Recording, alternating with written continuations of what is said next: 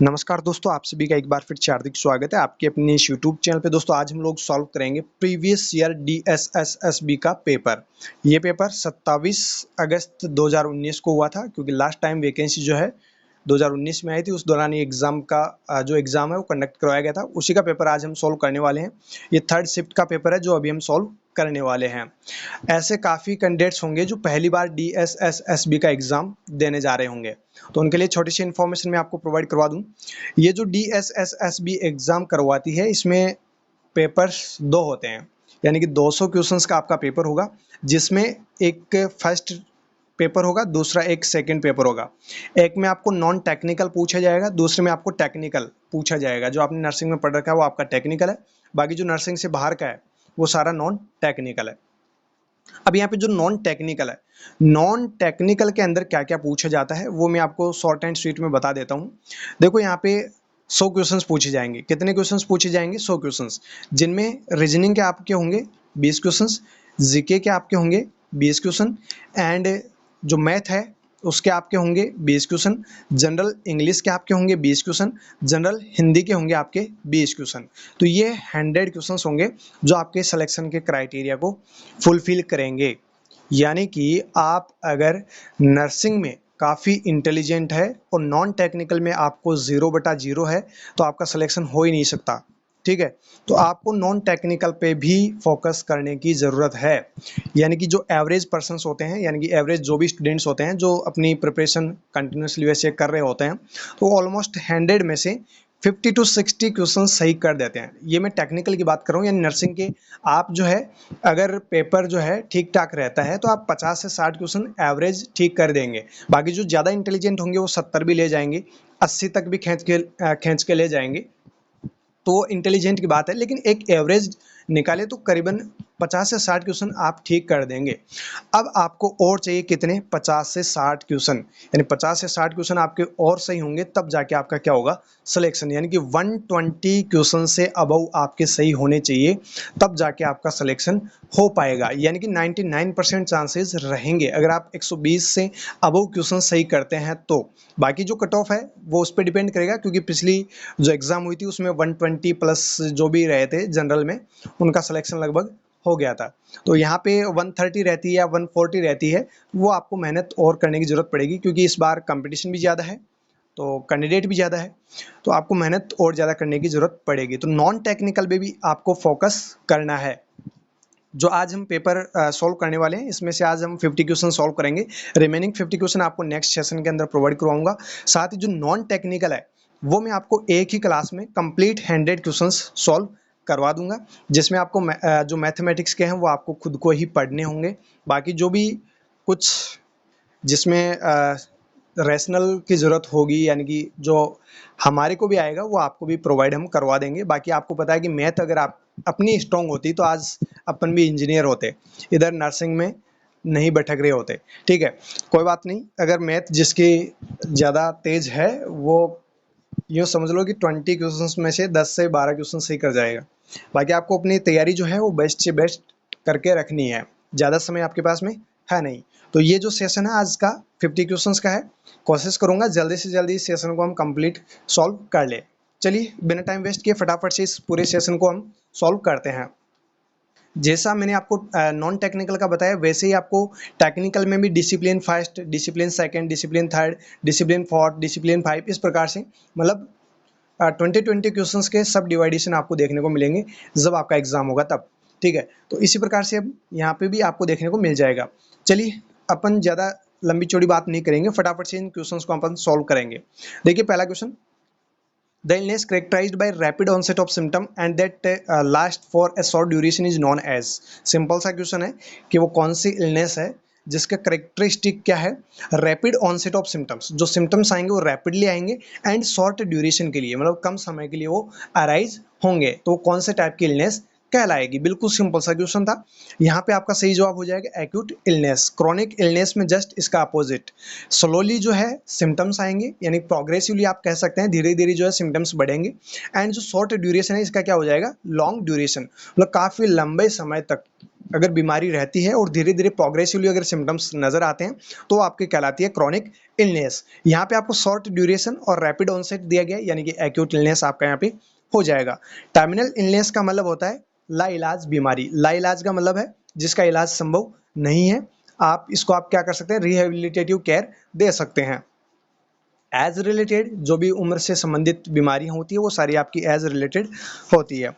Next question देखिएगा, simple सा question है लेकिन इंपॉर्टेंट क्वेश्चन है, बहुत बार ये पूछा जा चुका है। Which of the following ethical principles refers to keeping one's promise. देखिए यहाँ पे इथिकल प्रिंसिपल का क्वेश्चन है और सिंपल सा ये पूछा गया है कि जो कीपिंग वन प्रॉमिस है, आप किसी पेशेंट को आप प्रॉमिस अगर कर देते हैं तो वो प्रॉमिस आपको निभाना भी होता है। प्रॉमिस आप अपनी जीएफ वीएफ को भी करते होंगे जो आप पूरा करते हैं, तो भैया आप पेशेंट के साथ में अगर प्रॉमिस कर रहे हैं तो उसको भी आपको फुलफिल करना है। ऐसा नहीं है कि वो तो पेशेंट है, मेरा कोई नॉन थोड़ी है जो मैं इसका काम करूंगा, तो ऐसा नहीं होना चाहिए। एथिकल प्रिंसिपल्स आपको फॉलो करने ही करने होते हैं। तो देखिए यहाँ पे आप प्रॉमिस कर रहे हैं तो इस टर्म को क्या कहते हैं एथिकल प्रिंसिपल के अंदर, इसको कहते हैं फिडेलिटी। फिडेलिटी इसको कहते हैं। और जो यहाँ पे रिमेनिंग जो ऑप्शंस है उनके बारे में भी थोड़ा थोड़ा जान लेते हैं क्योंकि यहाँ से बहुत बार क्वेश्चंस पूछे जाते हैं। बेनिफिशियंस, बेनिफिशियंस का मतलब होता है डूइंग गुड। डूइंग गुड यानी कि जो भी आप करेंगे वो अच्छा ही करेंगे, बुरा आपको बिल्कुल भी नहीं करना है पेशेंट का, अच्छी केयर आपको देनी होती है। नेक्स्ट आपका वेरासिटी। वेरासिटी का मतलब होता है हॉनेस्ट। हॉनेस्ट ऐसा नहीं है कि डॉक्टर के साथ में आप अलग होने व्यवहार कर रहे हैं, बिहेव कर रहे हैं, पेशेंट के साथ अलग व्यवहार कर रहे हैं, अपने दोस्तों के साथ अलग व्यवहार कर रहे हैं, मतलब कोई भी हो सभी के साथ में आपको हॉनेस्टली रहना है, ठीक है। तो ये आपका कहलाता है वेरासिटी। नेक्स्ट है नॉन मेलेफिसेंस। नॉन मेलेफिसेंस का मतलब है do not harm. Do not harmful यानी कोई भी पर्सन हो, चाहे आपका साथी हो, चाहे अपर जो भी ऑफिसर्स हो या फिर पेशेंट हो, पेशेंट के लिए आप हार्मफुल नहीं होंगे, या फिर कोई भी पर्सन हो किसी के लिए आप हार्मफुल नहीं होंगे। ये भी आपका एक इथिकल प्रिंसिपल है। ऐसा नहीं है कि कोई पड़ोसी आ गया जो आपसे डेली जो है लड़ता है झगड़ता है, आप अपनी कसर वहाँ पे निकाल लो, तो ऐसा नहीं करना, ठीक है। यानी कि किसी भी प्रकार से आप हार्मफुल नहीं होंगे। जो भी पेशेंट आएगा वो आपके पास में चाहे आपका पड़ोसी हो, रिश्तेदार हो, कोई भी हो, वो आपके लिए सिर्फ और सिर्फ क्या है, पेशेंट है, ठीक है। एक यहाँ पे टर्म और आती है जो इथिकल प्रिंसिपल में जो बहुत बार पूछी जाती है और वो होती है आपकी टर्म ऑटोनॉमी। ऑटोनॉमी का मतलब होता है कि जो भी पेशेंट है उनको उनके डिसीजंस लेने का क्या होता है, राइट होता है, मतलब अधिकार होता है। ऐसा नहीं है कि पेशेंट कह रहा है कि मेरे को इंजेक्शन नहीं चाहिए, अभी मेरे को टेबलेट चाहिए, वो पेशेंट का राइट है। पेशेंट कह रहा है तो भाई टेबलेट दे दो ना, इंजेक्शन की आप जबरदस्ती मतलब कोई भी काम नहीं कर सकते। तो पेशेंट को भी जो है राइट्स होते हैं डिसीजन मेकिंग के, वो आपका कहलाता है ऑटोनॉमी, ठीक है। तो ये कुछ इथिकल प्रिंसिपल्स है जो आपको याद करने ही करने हैं। नेक्स्ट क्वेश्चन देखिए, बहुत ही अच्छा क्वेश्चन है। Which of the following shows that the nurse is listening to the client. देखिए यहाँ पे सिंपल सा क्वेश्चन ये पूछा गया है कि नर्स जो है वो पेशेंट को सुन रही है।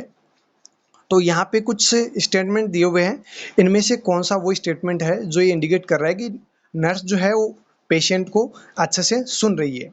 पहला है, यहाँ पे ऑप्शंस देखो साथ साथ आप पढ़ते जाना, यहाँ पे मैं आपको डायरेक्टली आंसर बता देता हूँ। जहाँ जहाँ जरूरत पड़ेगी कि भाई रेशनल देने की जरूरत है तो वहाँ वहाँ मैं आपको रेशनल्स प्रोवाइड करवा दूंगा। यहाँ पे आपका सही जवाब क्या हो जाएगा, option second, nodding and making eye contact. Nodding का मतलब होता है सिर को हिलाना। सिर को हिलाना मतलब आप जब भी कोई पर्सन बात कहता है तो आप सिर को हिलाते हो, यस में नो में, यस में नो में। तो वो जो आप हेड का मूवमेंट करते हो यानी कि आप बात को सुन रहे हो। आप बात को नहीं सुनोगे, आप फोन चला रहे हो, पेशेंट कहता जा रहा है, मतलब आपका हेड जो है वो किसी प्रकार का कोई आप मूवमेंट नहीं कर रहे हो, मतलब आप पेशेंट को केयरफुली लिसन नहीं कर रहे हो। और पेशेंट को आप केयरफुली लिसन नहीं कर रहे हो मतलब पेशेंट की आप प्रॉब्लम भी समझ नहीं पाओगे। तो आपको अच्छे से पेशेंट की प्रॉब्लम तो सुननी सुननी है। ऐसा नहीं है कि आपके पास में फ़ोन आ गया रिलेटिव का या फिर किसी और दोस्त का, उसके आप बातें सुन रहे हो, पेशेंट की बात से आपको कोई लेना देना ही नहीं है भाई। जब आप पेशेंट की केयर दे रहे हो ना या फिर पेशेंट के पास में होना, तो सिर्फ और सिर्फ पेशेंट को ही सुनना है। तो यहाँ पे आपका सही जवाब क्या हो जाएगा, आई कॉन्टेक्ट आपको रखना है और जो भी बात बता रहा है वो आप सिर हिला के उसको बता रहे हो, यानी ये आपका क्या है, मतलब आप actively as a nurse patient को आप सुन रहे हो। तो यहाँ पे ऑप्शन सेकंड आपका सही जवाब होगा। नेक्स्ट क्वेश्चन देखिएगा, a nurse who is taking care of a medical unit notices that the client begins to breathe rapidly. Which action by the nurse reflect critical thinking? यहाँ पे सिंपल सा question है कि एक पेशेंट है जो emergency यानी इमरजेंसी यूनिट में तो नहीं है, वैसे मेडिकल यूनिट के अंदर है, लेकिन जो पेशेंट है उसमें आपने देखा है कि पेशेंट जो है वो ब्रीथ जो कर रहा है, रेस्पिरेशन जो कर रहा है वो रैपिडली कर रहा है। रैपिडली अगर रेस्पिरेशन जो पेशेंट वो कर रहा है, तो आपको यहाँ पे ये पूछा गया है कि एज ए नर्सिंग ऑफिसर यहाँ पे आपकी क्या क्रिटिकल थिंकिंग होगी, या फिर आप एज ए नर्सिंग ऑफिसर यहाँ पे क्या करेंगे। तो यहाँ पे ऑप्शंस आप पढ़ लीजिए। इमरजेंसी टीम को कॉल करने की जरूरत नहीं है, फिजिशियन को भी आपको कॉल करने की जरूरत नहीं है। आपको क्या करना है, सबसे पहले वाइटल साइंस चेक करने हैं और ऑक्सीजन सैचुरेशन आपको चेक करना है। ये सबसे पहला आपका काम रहेगा। कुछ जाने बगैर आप मेडिकल जो इमरजेंसी टीम है उसको कॉल करोगे, मतलब आपको 2-4 बात सुनने को मिलेगी, साथ ही साथ आपके पास आपके ऊपर कोई ना कोई कार्रवाई भी हो सकती है। फिजिशियन को आपको नोटिफाई नहीं करना है, क्योंकि आपको सबसे पहले क्या करना है, वाइटल साइन चेक करना है, ऑक्सीजन सैचुरेशन लेवल चेक करना है। और अगर फिर भी आपको वाइटल साइन और ऑक्सीजन सैचुरेशन में ज़्यादा दिक्कत देखने को मिलती है, तो आप नोटिफाई कर सकते हो फिजिशियन को, आप कॉल कर सकते हो इमरजेंसी टीम को। अदरवाइज आपको कॉल नहीं करना है, फिजिशियन को नहीं बताना है, ठीक है। आपको क्या करना है, वाइटल साइन लेना है और ऑक्सीजन सैचुरेशन चेक करना है। बाकी यहाँ पे एक्सरे की जरूरत नहीं है, और आप जो है रिक्वेस्ट कर भी नहीं सकते, डॉक्टर है, ये डॉक्टर का काम है। नेक्स्ट क्वेश्चन देखिएगा, if a patient blood pressure is 160/100 then his pulse pressure is. बिल्कुल सिंपल सा क्वेश्चन है कि पल्स प्रेशर आपको बताना है। एक पेशेंट है जिसका ब्लड प्रेशर 160 से 100 है, और आपको पल्स प्रेशर बताना है। देखिए आपने दो टर्म पढ़ी होगी, एक को होती है आपकी पल्स प्रेशर और दूसरी होती है आपकी पल्स डेफिसिट। एक होती है आपकी पल्स डेफिसिट, दोनों को अच्छे से याद कर लो, क्योंकि यहाँ से बार बार क्वेश्चंस पूछ ही जाते हैं। पल्स प्रेशर का मतलब, यानी कि यहाँ पे आपको ब्लड प्रेशर दिया हुआ है, और पल्स प्रेशर क्या होगा, जो ब्लड प्रेशर है उन दोनों को, मतलब सिस्टोलिक और जो डायस्टोलिक ब्लड प्रेशर है, उनका डिफरेंस आपका क्या कहलाएगा, pulse pressure. Systolic versus diastolic, दोनों का जो डिफरेंस होगा वो क्या कहलाएगा, आपका पल्स प्रेशर। एक आता है आपका पल्स डेफिसिट।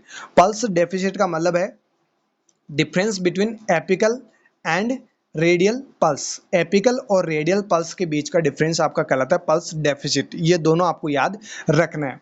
अब देखिए यहाँ पे सिंपल सी वैल्यू यहाँ पे दे रखी है, ब्लड प्रेशर 160 जो है सिस्टोलिक ब्लड प्रेशर, माइनस कर दीजिए किसमें से, 100 में से, डायस्टोलिक ब्लड प्रेशर में। ये डीबीपी, ये एसबीपी, ठीक है। तो यहाँ पे आपका क्या आ जाएगा, 60। तो आपका सही जवाब क्या होगा, पल्स प्रेशर 60, ठीक है। चलिए बिल्कुल सिंपल सा क्वेश्चन है। नेक्स्ट क्वेश्चन देखिए, resonance resonance is the best describe as. जो रेजोनेंस साउंड है उसके रिगार्डिंग यहाँ पे स्टेटमेंट दिए हुए हैं, और आपको बताना है कि कौन सी रेजोनेंस साउंड को बेस्ट डिस्क्राइब कर रही है। तो यहाँ पे जो आपका सही जवाब होगा वो होगा option first, hollow sound create by air field lungs. Air field जो लंग्स है उनके अंदर जो हॉलो साउंड्स होगी, जो भी हॉलो साउंड्स क्रिएट होगी वो आपकी रेजोनेंस साउंड होगी। कौन सी साउंड होगी, रेजोनेंस साउंड, या फिर आप यूं कह सकते हैं ये लंग्स की क्या है, नॉर्मल साउंड। लंग्स की नॉर्मल साउंड जो आपको सुनाई देती है वो कैसी होती है, रेजोनेंस साउंड होती है, ठीक है। नेक्स्ट क्वेश्चन देखिए, नेक्स्ट क्वेश्चन है which technique is use to palpate lymph node. Simple सा क्वेश्चन है कि लिम्फ नोड्स अगर आपको पाल्पेट करना है तो कौन सी टेक्निक आप यूज करेंगे पाल्पेट करने के लिए। यहाँ पे ऑप्शन है वो आप पढ़ते जाना साथ साथ, लेकिन आंसर आपको अच्छे से याद होना ही चाहिए। हो सकता है यहाँ से क्वेश्चंस रिपीट हो जाए, क्योंकि इंपॉर्टेंट क्वेश्चंस है, और हर एग्जाम में आपको पता ही है कि इंपॉर्टेंट क्वेश्चन ही बनते हैं। वहीं एजेंसी है, वहीं पेपर्स आपके होने वाले हैं सीबीटी, तो यहाँ से कुछ क्वेश्चंस जो है वो रिपीट आपको देखने को मिल सकते हैं। तो हर एक क्वेश्चन को अच्छे से आपको याद करना ही करना है, ऑप्शंस को भी आपको देखना है।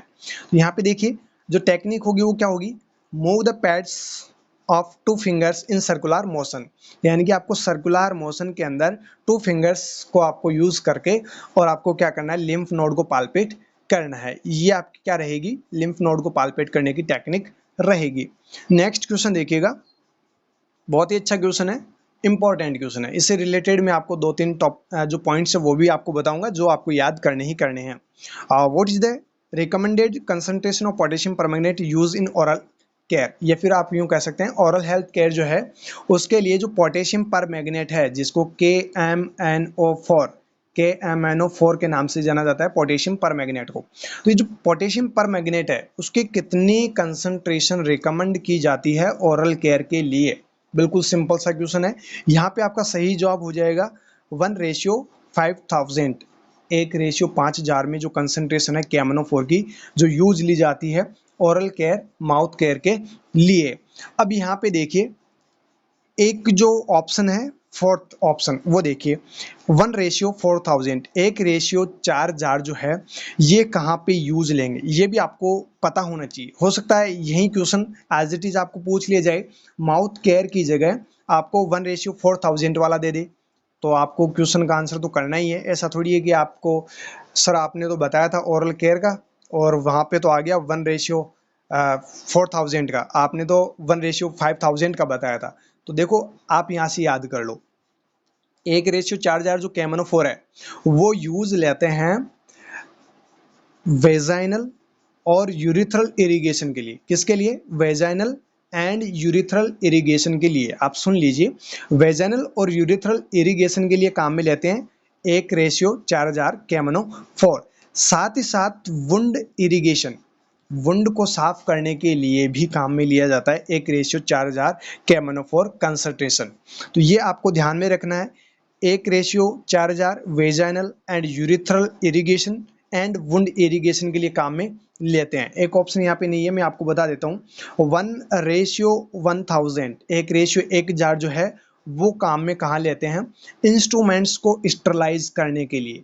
इंस्ट्रूमेंट्स को स्टरलाइज करने के लिए जो KMnO4 है वो 1:1000 काम में लेते हैं। ये तीनों आपको पता होना चाहिए। ओरल केयर या फिर माउथ केयर के लिए 1:5000, 1:4000 जो है वो काम में लेते हैं urethral and vaginal irrigation and wound irrigation के लिए। 1:1000 स्टरलाइजेशन जो इंस्ट्रूमेंट्स हैं उनको स्टरलाइजेशन करने के लिए काम में लेते हैं। ये आपको तीनों पॉइंट्स अच्छे से याद होने चाहिए।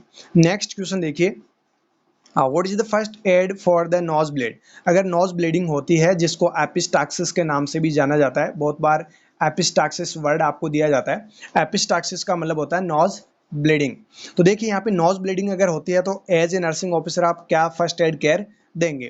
तो यहाँ पे देखिए आपका सही जवाब हो जाएगा, make the client lean forward and breathe through the mouth. Lean forward position देनी है और नोज को पिंच करके रखोगे। नोज को पिंच करके रखोगे तो नोज से तो ब्रीथ लेने से रहा पेशेंट, तो जो ब्रीदिंग होगी वो कहाँ से लेनी होगी पेशेंट को? माउथ से। तो ये आपको पता होना चाहिए, लेन फॉरवर्ड पोजीशन जो है वो दी जाती है, ब्रीदिंग जो है वो नोज से माउथ से पेशेंट को करवाई जाती है। और पेशेंट को 10 मिनट तक करीबन, यानी कि 10 मिनट कोई फिक्स नहीं है, बट 10 मिनट तक पेशेंट को लीन फॉरवर्ड पोजीशन में रखना होता है। और जब भी ब्लीडिंग जो है वो स्टॉप हो जाए उसके बाद आप पेशेंट को छोड़ सकते हैं। बाकी आपने देखा होगा गाँव में या फिर आपने सिटी में भी देखा होगा, जब भी एपिस्टाक्सिस यानी नक्सिर जिसको आप बोलते हैं, ये नक्सिर जब भी पेशेंट किसी पर्सन को आती है तो उसको उसके घर वाले हो या फिर रिलेटिव हो, अगर आप भी जाते हैं तो आप भी यही कहते हैं, मतलब आपको पता नहीं होता है इसलिए आप यही कहते हैं कि इसको उल्टा लिटा दो, मतलब सीधा लेटा दो। उल्टे से मेरा मतलब है कि मतलब पेशेंट को सीधा लेटा दो। जो ब्लीडिंग हो रही है नोज से वो अब पेशेंट क्या करेगा? एस्पायरेट करेगा। तो ऐसा काम नहीं करना है, पेशेंट को लीन फॉरवर्ड पोजीशन देनी है, आगे की तरफ झुकाना है, बिठाना है और आगे की तरफ झुकाना है और नोज को पिंच करके रखना है। ये पोजीशन आपको देनी है। जब भी एपिस्टाक्सिस का कोई केस आए ये आपको काम करना है। जो आप पहले काम कर रहे थे वो आपको नहीं करना है, वो आपको गाँव में या फिर घर से आपको सीखने को मिला होगा, तो वैसा काम आपको नहीं करना है, ठीक है। चलिए नेक्स्ट क्वेश्चन देखिए, 2 table spoon are equivalent to how many millilitre. बिल्कुल सिंपल सा क्वेश्चन है कि जो 2 टेबल स्पून है वो कितने ml के बराबर है। तो आपको पता होना चाहिए कि 1 टेबल स्पून में कितना ml होता है, यानी 1 टेबल स्पून जो होती है उसमें 15 ml होता है। तो यहाँ पे पूछा गया 2 टेबल स्पून का, तो यहाँ पे इसको मल्टीप्लाई कर दीजिए 2 से, तो आपके पास में क्या आ जाएगा? 30 ml, यानी कि 30 ml आपका हो जाएगा 2 टेबल स्पून के अंदर। अगर आपको पूछा जाए 1 टी स्पून, एक होता है TSP एक TBP। देखिए TSP यानी जो टी स्पून है इसके अंदर होता है आपका 5 ml। कितना होता है? 5 ml। अब आपको कितने भी टी स्पून पूछी जाए उसको आप मल्टीप्लाई इससे कर देना, ठीक है। तो ये आपको ध्यान रखना है। नेक्स्ट क्वेश्चन देखिए, ड्रग कैलकुलेशन का क्वेश्चन है, सिंपल सा क्वेश्चन है। If 500 ml of 5% dextrose is to be infused in 5 hours, then how many drops per minute should be infused? Drop factor 15 drops per ml। यहाँ पे इसका जवाब जो है वो 25 होगा। अब कैसे होगा ये अपन जानते हैं। देखिए आपको फॉर्मूला आपको पता होगा ड्रॉप रेट का, मैंने डायरेक्ट कैलकुलेशन की क्लास जो है वो अच्छे से एक सेपरेट बना रखी है, वो आप देख लेना। वहाँ पे 5-6 फॉर्मूलेज हैं वो आपको याद करने हैं। जब भी क्वेश्चन पूछे जाएं उनसे रिलेटेड तो वो फॉर्मूला आप लगाइए और अपना जवाब निकाल लीजिए। बिल्कुल सिंपल सा आपको आंसर जो है अपना मिल जाएगा। देखिए यहाँ पे ड्रॉप फैक्टर का जो फॉर्मूला होता है वो होता है आपका volume upon time into DF drop factor. Volume आपकी एमएल में होगी, टाइम जो है वो मिनट में होगा और ड्रॉप फैक्टर आपको दिया जाएगा। देखिए यहाँ पे ड्रॉप फैक्टर आपको दिया गया है, टाइम आपको जो है घंटे में दिया गया है तो इसको मिनट में आपको कन्वर्ट करना होगा। वॉल्यूम आपको यहाँ पे 500 ml दी हुई है। चलिए इसको सॉल्व करते हैं। 500 ml आपकी क्या हो जाएगी, वॉल्यूम हो जाएगी। ड्रॉप फैक्टर आपको 15 दे रखा है। 5 घंटे को आपको मिनट में कन्वर्ट करना है तो 1 घंटे में 60 मिनट होती है, तो इसको कैलकुलेट कर लीजिए। यहाँ पे देखिए आप सिंपल कैलकुलेशन भी आप कर सकते हैं इनको कट पीट करके। बाकी आप यहाँ से 15 पून 75 यानी कि 7500 आपका ऊपर आ जाएगा, 56 में 30, 300 आपका नीचे आ जाएगा। चलिए दोनों 2 जीरो से 2 जीरो गए और 25 बार यानी कि 25 से आपका 3 से डिवाइड हो जाएगा 75, ठीक है। तो 25 बार यहाँ पे भाग जाएगा यानी कि 25 ml जो है वो आपका सही जवाब आ जाएगा। बिल्कुल सिंपल सा क्वेश्चन है, ज़्यादा कुछ आपको सोचने समझने की जरूरत नहीं है, बस फॉर्मूला आपको पता होना चाहिए। चलिए नेक्स्ट क्वेश्चन देखिए। Z track intramuscular technique is use to administering which kind of medication. कौन सी वो मेडिकेशन है जिसको जेड ट्रैक आईएम टेक्निक से दी जाती है फिर एडमिनिस्टर की जाती है। तो आपको पता है जेड ट्रैक जो आईएम इंजेक्शन है या फिर टेक्निक जो है वो यूज ली जाती है किसको एडमिनिस्टर करने के लिए, आयरन को। आयरन अगर एडमिनिस्टर करना है तो वो आपको इंट्रामस्कुलरली देना है तो वो जेड टेक टेक्निक से आपको देना होता है। तो देखिए जो आयरन है वो किस कलर का होता है, डार्क कलर का होता है, आपको पता है। अगर आपको नहीं पता है तो आप सर्च करके और देख लेना। आयरन की जो इंजेक्शन एम्पूल है वो आप देख लेना, गूगल पे आपको मिल जाएगी, बिल्कुल ब्लैक कलर की आती है, ठीक है। तो जो आयरन है वो डार्क कलर का होता है। तो देखिए यहाँ पे आपका सही जवाब क्या होगा, डार्क कलर्ड मेडिकेशन। जो भी डार्क कलर मेडिकेशन है, डार्क कलर मेडिकेशन कौन सी आती है, आपकी आयरन वाली आती है, ठीक है। तो ये जो है आपकी जेड ट्रैक आईएम टेक्निक से ही लगेगी, ठीक है। चलिए नेक्स्ट क्वेश्चन देखिएगा। If a women's weight is 55 kg and height is 1.65 meter, then what is her BMI यानी बॉडी मास इंडेक्स। और ये क्वेश्चन अभी अभी ESIC 2024 में पूछा गया है, रिसेंटली ये क्वेश्चन पूछा हुआ है। वेट और जो हाइट है वो थोड़ा डिफरेंट हो सकती है बट ये एज इट इज अभी अभी यूपीएससी ने पूछा है। तो देखिए यहाँ पे बीएमआई आपको निकालनी है और सिंपल सा आपको वेट यहाँ पे दे रखा है और आपको ज़्यादा कुछ चेंज करने की जरूरत नहीं, मीटर में आपको हाइट जो है वो दे रखी है। फॉर्मूला आपको पता होना चाहिए। बीएमआई का फॉर्मूला है वो, बीएमआई का फॉर्मूला होता है आपका weight in kg upon height in metre square. तो देखिए यहाँ पे वेट जो है वो केजी में दिया हुआ है, हाइट आपको मीटर में दी हुई है। बिल्कुल आपको सिंपल से कैलकुलेशन करनी है। कैलकुलेशन आपको करनी है, 55 आपका ऊपर आ जाएगा एंड 1.65 को आपको स्क्वायर करना है, मतलब 1.65 को आपको 1.65 से इंटू करना है। तो जब आप इंटू करेंगे यानी स्क्वायर करेंगे तो आपके पास में वैल्यू आएगी 2.72 के समथिंग। जब आप इसको इससे डिवाइड करेंगी तो आपके पास में वैल्यू आएगी 20.22 के समथिंग। तो देखिए 20.22 है यानी 50 से बिलो है, तो इसको आप क्या लिख सकते हैं, सिर्फ और सिर्फ 20 भी लिख सकते हैं। तो यहाँ पे आपका सही जवाब क्या होगा, ऑप्शन थर्ड। बीएमआई का formula weight upon height in metre square. कभी कभार पूछ लिया जाता है, बहुत बार ये वैसे पूछा भी जा चुका है। बीएमआई का formula weight in kg upon height in metre square, आपको याद रखना है। ऐसा मत कर देना हाइट इन सेंटीमीटर स्क्वायर, क्योंकि वो कंफ्यूज करने के लिए आपको सिर्फ और सिर्फ एक वर्ड जो है वो घुमा फिरा के आपको देते हैं, सेम फॉर्मूलेज आपको दिए जाते हैं, फिर आप गलत करके आते हैं, फिर बाहर आके कहते हैं मेरा ये क्वेश्चन सही हुआ है, और घर जाके जब आप इसको चेक करते हैं तो कहते हैं यार इतना इजी क्वेश्चन था और ये मेरा गलत हो गया। तो आप मेंटली जो है बिल्कुल कॉन्शियस रहा करो जब भी आपका एग्जाम हो और अच्छे से क्वेश्चन को देखा करो, ठीक है। नेक्स्ट क्वेश्चन देखिए। चलिए बिल्कुल सिंपल सा क्वेश्चन है, identify A water soluble vitamin from the following options. तो देखिए यहाँ पे वाटर सॉल्युबल विटामिन जो है वो आपको बताना है। दो टाइप के आपने विटामिन पढ़े हैं, water soluble and fat soluble. Water soluble जो विटामिन होते हैं वो होते हैं आपके B and C, and fat soluble आपके विटामिन होते हैं ए डी ई के। यहाँ पे देखिए रेटिनॉल ये आपका विटामिन ए है। कैल्सीफेरॉल जो है, कैल्सीफेरॉल आपका जो है विटामिन डी है, एंड टोकोफेरॉल जो है वो आपका विटामिन ए है। तो देखिए ए डी ई के, मैंने आपको बताया ए डी ई के, ये आपकी क्या है, फैट सोल्यूबल। तो यहाँ पे बचा क्या फिर, फोलेट, जो बी एंड सी यानी कि जो बी कॉम्प्लेक्स है इसके अंदर आता है आपका फोलेट। तो ये आपका क्या हो जाएगा, B sorry water soluble vitamin. बाकी आपके कौन से हो गए, फैट सोल्यूबल विटामिन। चलिए नेक्स्ट क्वेश्चन देखिए, which of the following is not true of kwashiorkor. Kwashiorkor के रिगार्डिंग कौन सा यहाँ पे एक सही नहीं है। बिल्कुल सिंपल सा क्वेश्चन है। तो यहाँ पे देखिए पहला ऑप्शन तो सही है, यानी कि पहला ऑप्शन सही है, ये भी सही है, ये भी सही है, यानी कि ये सभी के सभी क्या है, क्वाशियोरकर के साइन एंड सिम्टम्स है। कौन सा सही नहीं है, मंकी फेस, ये क्वाशियोरकर में नहीं होगा। सिल्की इजिली पुल्ड हेयर जो है वो आपको देखने को मिलेंगे। पुअर एपेटाइट होगी। एडिमा प्रेजेंट होगा कहाँ पे, लोअर लिम्स एंड आर्म्स के अंदर। ये आपको सिम्टम्स यानी जो साइन सिम्टम है, करेक्टरिस्टिक फीचर है क्वाशियोरकर के, ये भी आपको याद करने हैं। हो सकता है आपको सिंपल क्वेश्चन आपको पूछ लिए क्वाशियोरकर के करेक्टरिस्टिक को लेकर, और यहाँ से same as it is options आपको मिल जाए तो आपको याद रखना है, ठीक है। एक ही लाइन में आपको ऑप्शंस मिलेंगे या फिर एक कोई करेक्टरिस्टिक यहाँ से मिल जाएगा। चलिए नेक्स्ट क्वेश्चन देखिए, which one of the following polysaccharide is not digest by human enzyme and is major constituent of dietary fibre.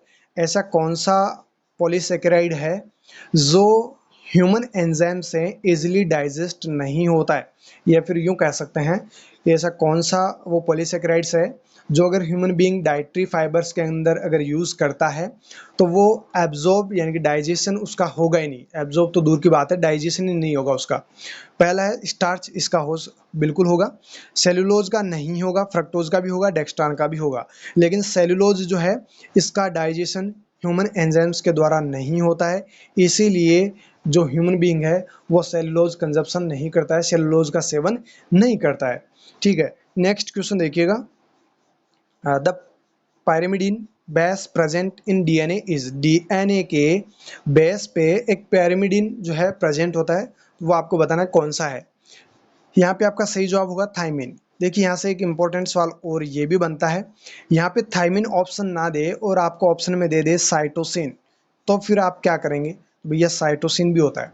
देखिए आपको याद रखना है, डीएनए जो है वो दो पायरिमिडीन बेसेस से मिलके बना होता है, दो पायरिमिडीन बेस से मिलके बना होता है। एक आपका थाइमिन होता है, दूसरा आपका साइटोसिन होता है। ये आपको याद रखना है, दिमाग में बिठा लेना।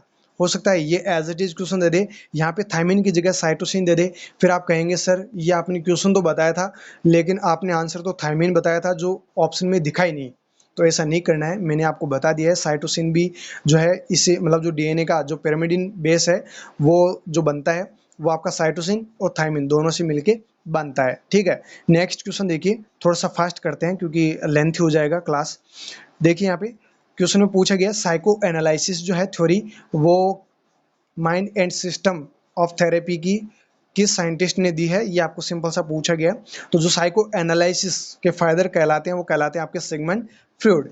इवान पाउलो ने एक थ्योरी दी थी जिसका नाम है क्लासिकल कंडीशनिंग। कौन सी है, क्लासिकल कंडीशनिंग। ये आपको याद रखना है, बहुत बार पूछा जा चुका है, classical conditioning are given by. तो आपको बताना है इवान पाउलो जो साइंटिस्ट है उनके द्वारा क्लासिकल कंडीशनिंग थ्योरी दी गई है। नेक्स्ट है विलियम जेम्स। विलियम जेम्स ने एक इमोशंस की थ्योरी दी थी, ठीक है। विलियम जेम्स ने एक इमोशंस की थ्योरी दी थी जिसका नाम था जेम्स लेंज इमोशंस थ्योरी, यानी कि दो साइंटिस्ट ने मिलकर वो थ्योरी दी थी जिसका नाम था जेम्स लेंज इमोशंस थ्योरी, यानी इमोशंस थ्योरी जो है विलियम जेम्स के द्वारा दी गई है। विल्हेम वुंड, विल्हेम वुंड को कहते हैं फादर ऑफ मॉडर्न साइकोलॉजी। बहुत बार पूछा जा चुका है कि जो मॉडर्न साइकोलॉजी है उसके फादर कौन है, तो आपको आंसर में करना है विल्हेम वुंड। तो ये तीनों चारों जो साइंटिस्ट हैं इनके बारे में याद रखना है, बहुत ही इंपॉर्टेंट साइंटिस्ट के नाम भी है तो इनके काम भी है, ठीक है। नेक्स्ट क्वेश्चन देखिए, a clinical psychologist conduct a intelligent quotient test for a 25-year-old. The result is 78. How is IQ interpreted? देखिए यहाँ पे 25 ईयर 25 साल के एक पर्सन का IQ लेवल चेक कर रहे हैं, एज ए साइकोलॉजिस्ट चेक किया गया है और इसका रिजल्ट जो मिला है वो 78 मिला है। तो बताइए इस पेशेंट का IQ क्या होगा। और अभी IQ को लेकर ESIC में भी सवाल पूछा गया था, एवरेज यानी जो एवरेज इंटेलिजेंस है उसको लेकर सवाल पूछा गया था।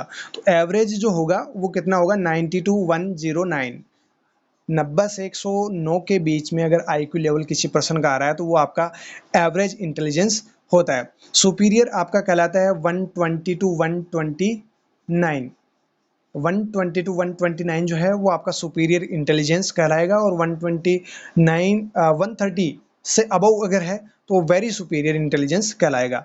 यहाँ पे ये जो 78 है ये रिप्रेजेंट कर रहा है आपका बॉर्डर लाइन इंटेलिजेंस को। आपको पूछा जा सकता है बॉर्डर लाइन इंटेलिजेंस की रेंज, तो आपको बतानी है 70 टू 79, 70 टू 79 जो है वो बॉर्डर लाइन होती है, ये आपको बताना है। और यहाँ पे 78 दिया हुआ है यानी कि ये बॉर्डर लाइन के अंदर है।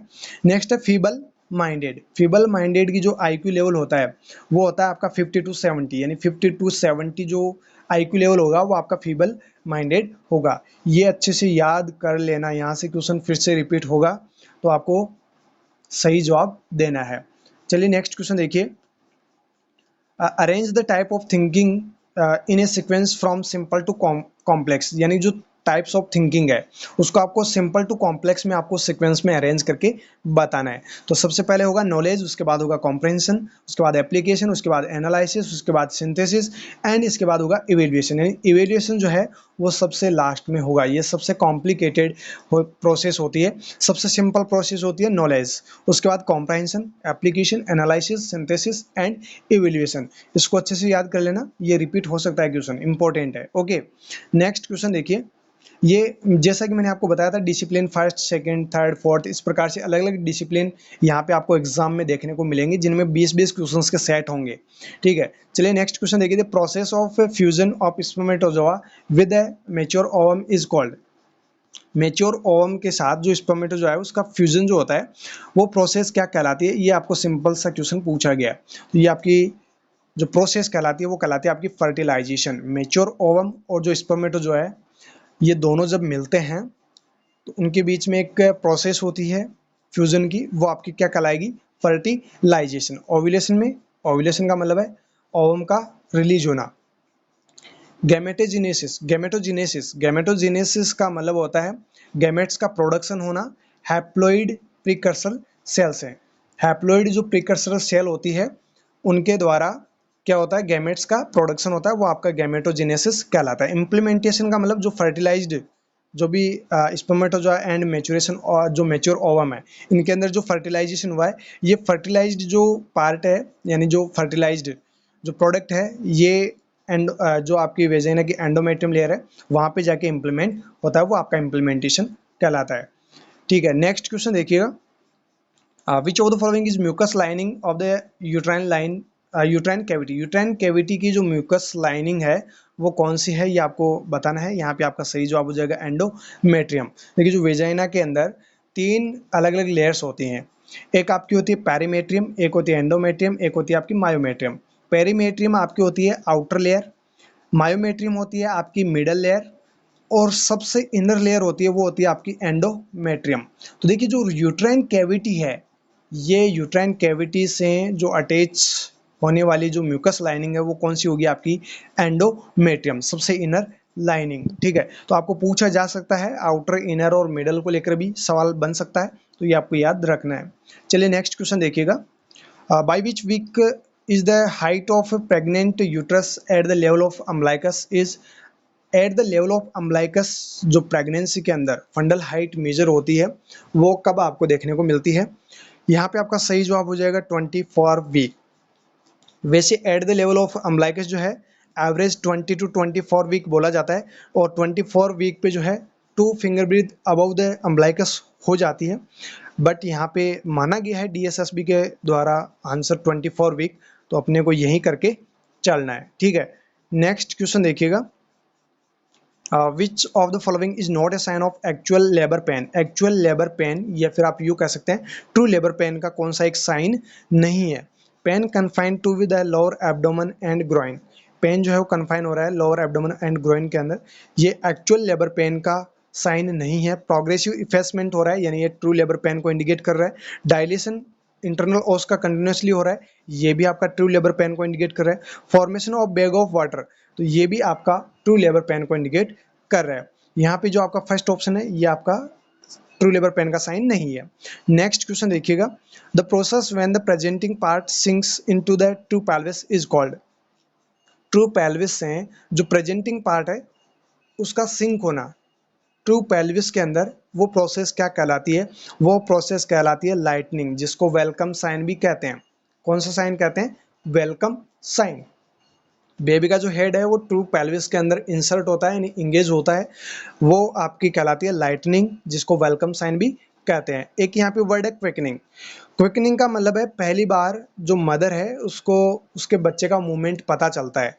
ये 18 टू 20 वीक पे होता है। ये बहुत बार पूछा जा चुका है, याद रखना है अच्छे से।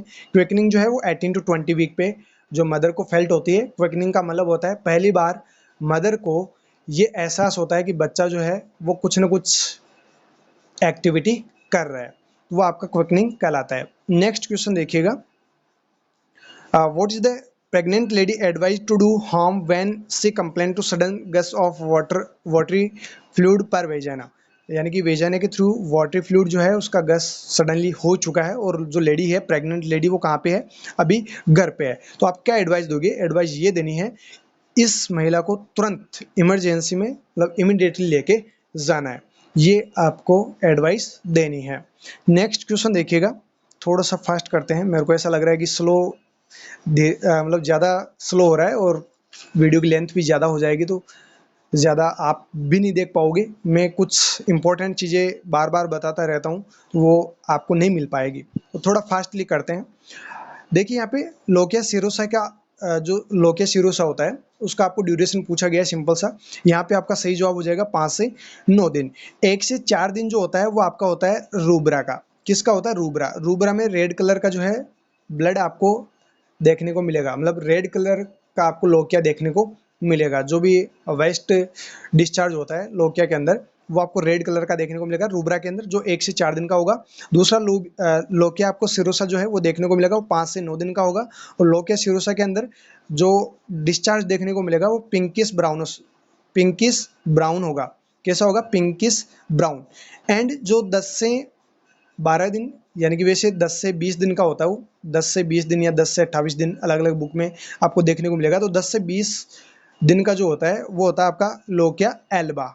कौन सा होता है? एल्बा, जिसमें वाइटिश येलो जो है डिस्चार्ज देखने को मिलता है। तीनों लोकिया आपको पता होना चाहिए, इनकी जो डे है वो आपको पता होना चाहिए, किस टाइप के मतलब किस कलर के डिस्चार्ज होते हैं वो भी आपको पता होना चाहिए।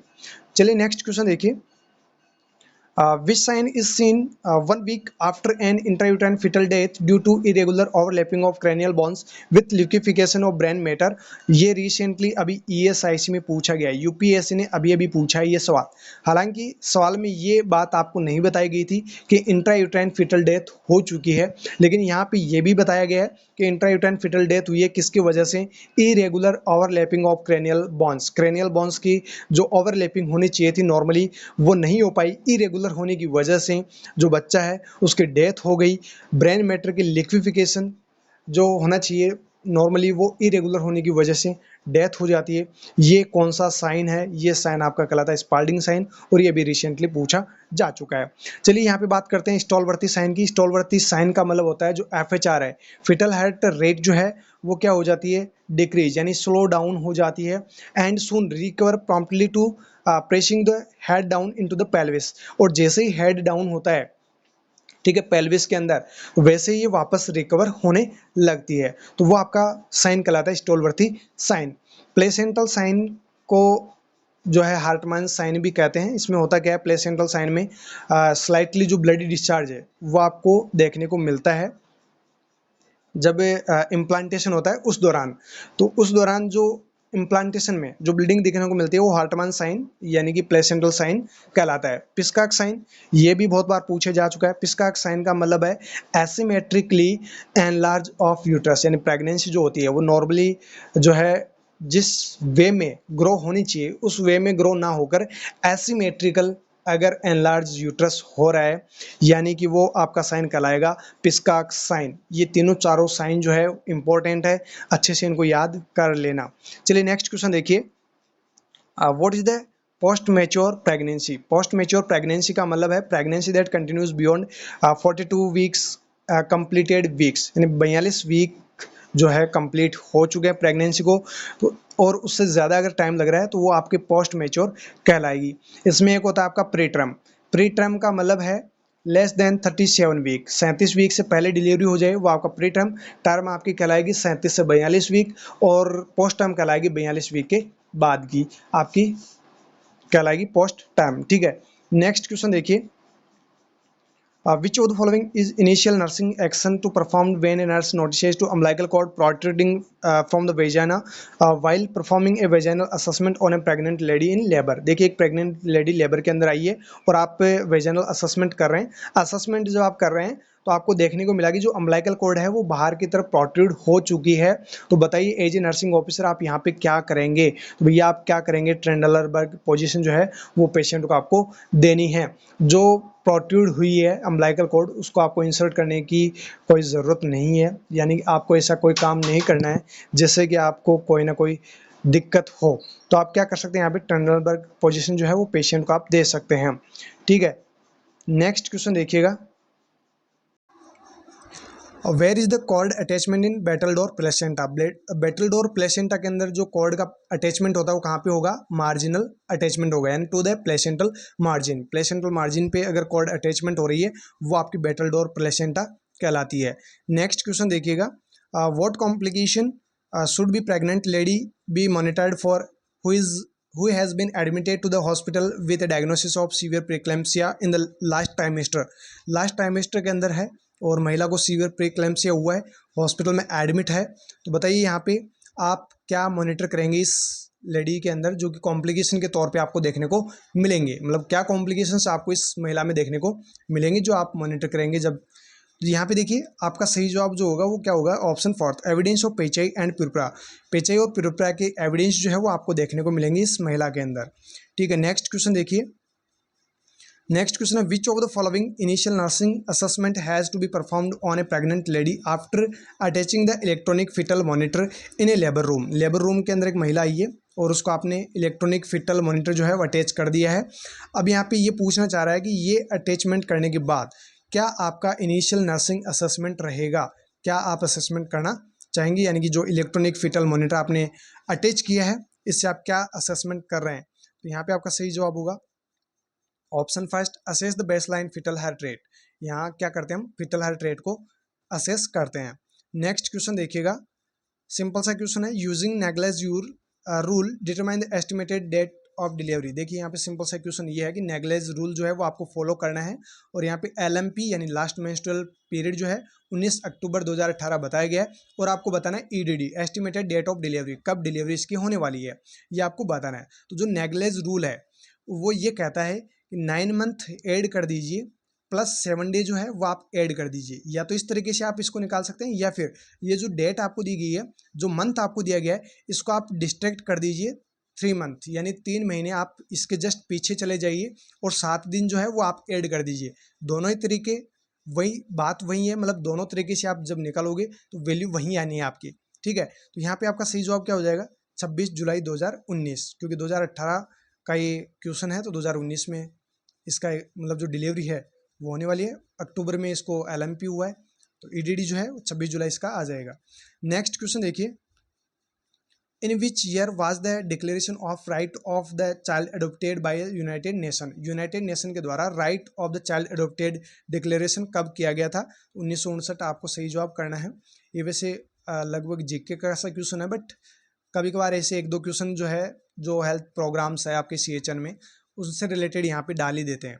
नेक्स्ट क्वेश्चन, ये डिलीट किया हुआ क्वेश्चन है तो इसको अपन नहीं पढ़ेंगे। नेक्स्ट क्वेश्चन देखिए, what is the characteristic finding with regards to CSF after the lumbar puncture performed on a child who has bacterial meningitis. देखिए एक बच्चा है बैक्टीरियल मेनिंजाइटिस का और सीएसएफ का आप एनालिसिस कर रहे हैं, लंबर पंक्चर करके आपने सीएसएफ लिया है तो कौन सी कैरेक्टरिस्टिक फाइंडिंग आपको देखने को मिलेगी। यहाँ पे बात हो रही है बैक्टीरियल मेनिंजाइटिस की और ईएसआईसी में पूछा भी गया था as it is question meningitis का। तो देखिए यहाँ पे जो आपका सही जवाब होगा वो क्या होगा, सीएसएफ जो है वो क्लाउडी होगा, इन्फेक्शन हुआ है यहाँ पे बैक्टीरिया का और यहाँ पे ग्लूकोज का लेवल डिक्रीज रहेगा, ये आपको याद रखना ही है। बैक्टीरियल मेनिंजाइटिस में ग्लूकोज का लेवल क्या होता है, डिक्रीज, बाकी जो प्रोटीन है न्यूट्रोफिल है दोनों के दोनों क्या होते हैं, बढ़ते हैं। ठीक है, ये आपको ध्यान रखना है। नेक्स्ट क्वेश्चन देखिए, what is early onset neonatal sepsis.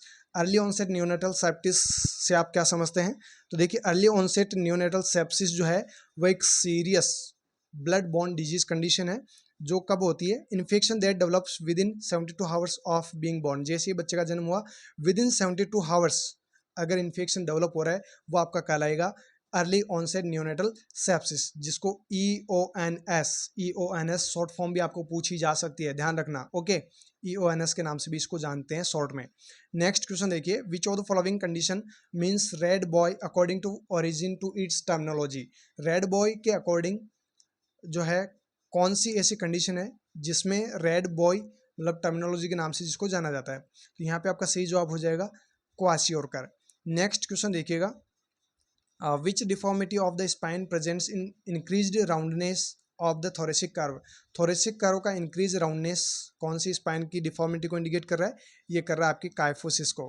किसको इंडिकेट कर रहा है, काइफोसिस। स्कोलियोसिस जो है इसमें एस टाइप में कर्वेचर जो है देखने को मिलेगा, या फिर सी शेप में कर्वेचर जो है स्पाइन का देखने को मिलेगा। लॉर्डोसिस है, इसमें क्या होगा, इसको स्वेबैक के नाम से भी जाना जाता है। किसके नाम से, स्वेबैक के नाम से भी इसको जानते हैं। इसमें होता क्या है, जो लोअर बैक है, कौन सी बैक, लोअर बैक, वो कैसी हो जाएगी, इनवर्ड हो जाएगी, वो आपकी कहलाएगी लॉर्डोसिस। ये नॉर्मली आपको प्रेगनेंसी में भी देखने को मिलती है, मतलब प्रेगनेंसी में आपको ये इजीली देखने को मिल जाएगी। हालांकि प्रेगनेंसी में नॉर्मली होती है, बाकी अगर किसी पर्सन में हो रखी है तो वो डिफॉर्मिटी होगी। ठीक है, नेक्स्ट क्वेश्चन देखिए, यहाँ पे सेक्शन 3 आ गया।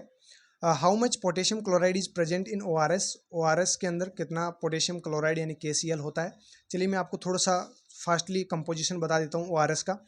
KCl आपका होता है 1.5 ग्राम। ठीक है, NaCl सोडियम क्लोराइड जो है वो आपका होता है 2.6 ग्राम। वैसे ही सोडियम सिट्रेट होता है 2.9 ग्राम। ठीक है, और जो ग्लूकोज है वो होता है आपका ORS के अंदर 20 ग्राम। तो ये कुछ कंपोजिशन है जो आपको याद रखना है। 1.5 ग्राम KCl, NaCl 2.6 ग्राम, सोडियम सिट्रेट जिसको ट्राई सिट्रेट सोडियम के नाम से भी जानते हैं, अलग अलग बुक्स में आपको अलग अलग चीज़ें मिल जाएगी, लेकिन सिट्रेट के नाम से आएगा वो सोडियम का ही होगा, सोडियम सिट्रेट ही होगा। ये 2.9 ग्राम होता है, तो ये कंपोजिशन आपको याद रखना है।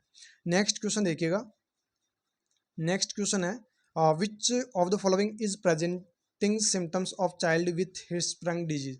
हिस्प्रंग डिजीज अगर बच्चे को होती है तो क्या सिम्टम आपको देखने को मिलेगा, रिबन लाइक स्टूल जो है वो आपको देखने को मिलेगा। नेक्स्ट क्वेश्चन है, विच one of the following is not A nursing care aspect for a child with haemophilia. Haemophilia से सफ़र कर रहा बच्चा है तो आप नर्सिंग केयर दे रहे हैं, तो कौन सी नर्सिंग केयर आप नहीं देंगे, बाकी सारी की सारी देंगे। एडवाइज टू यूज़, बिल्कुल सॉफ्ट टूथब्रश के लिए आप क्या करेंगे, एडवाइस देंगे कि फिंगर नेल्स शॉर्ट, भाई जो फिंगर नेल्स है वो छोटे, जो भी नाखून है उनको छोटे रखना है, क्योंकि हीमोफीलिया का पर्सन है और कहीं स्क्रैच हो गया, ब्लीडिंग स्टार्ट हो गई तो फिर रुकने का नाम नहीं लेंगे। तो ये भी एडवाइस आपको देखनी है, ये एडवाइस भी आपको देनी है। Wear padded clothing and helmet while playing, जब भी खेल रहे हैं तो हेलमेट यूज़ करना है ताकि कोई लगने का रिस्क ना हो और ब्लीडिंग का रिस्क ना हो। एडवाइस टू गेट सर्कमसाइज्ड, ये काम आपको यानी कि ये एडवाइस नहीं देनी है। नेक्स्ट क्वेश्चन देखिएगा, in which of the following neural tube defect there is protrusion of meninges and spinal tissues and CSF। देखिए कौन सी न्यूरल ट्यूब डिफेक्ट है जिसमें meninges with spinal cord and CSF का प्रोट्रूजन हो जाता है, तो वो आपकी टर्मिनोलॉजी कहलाएगी आपकी मेनिंगोमाइनोसिली। यानी एंटिडी के ये सारे के सारे टाइप्स अलग अलग, लेकिन यहाँ पे जो डेफिनेशन दी हुई है meninges spinal tissue and CSF का प्रोट्रूजन, ये आपका कहलाएगा मेनिंगोमाइलोसिली। नेक्स्ट क्वेश्चन देखिएगा, ये क्वेश्चन भी डिलीट कर दिया गया है। यहाँ पे सिंपल सा क्वेश्चन ये पूछा गया था कि फुल टर्म बेबी है और हाइपोग्लाइसीमिया अगर हुआ है तो ब्लड ग्लूकोज का लेवल कितना क्या देखने को मिलेगा, तो लेस देन 40 mg/dl जो है वो आपको देखने को मिलेगा। तो यहाँ पे ऐसा कोई ऑप्शन था नहीं, इसलिए इसको डिलीट कर दिया गया है।